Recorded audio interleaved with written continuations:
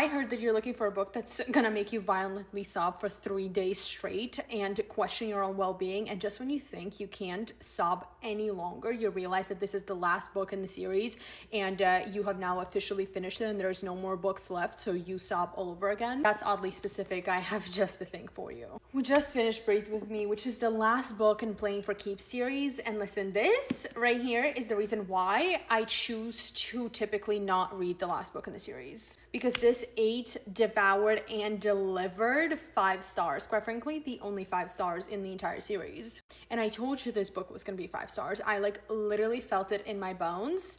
And read your fucking trigger warnings out here.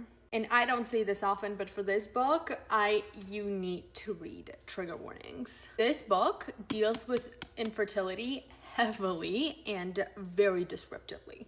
Another thing worth mentioning, the first like 2-3 chapters of this book I would love if they didn't exist. And the reason for that is because we get a little backstory of how they met, and I didn't really like that.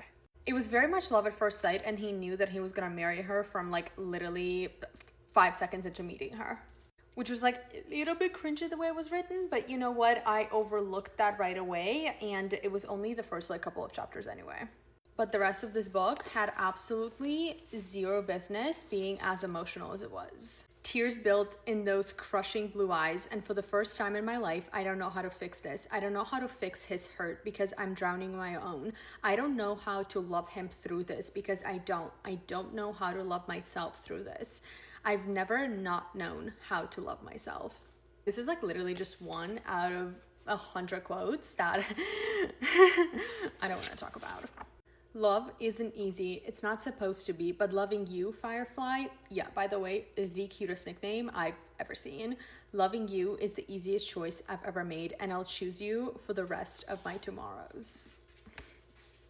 Literally, every single person out there deserves a man like Emmett. I now have a hole in my heart that cannot be filled.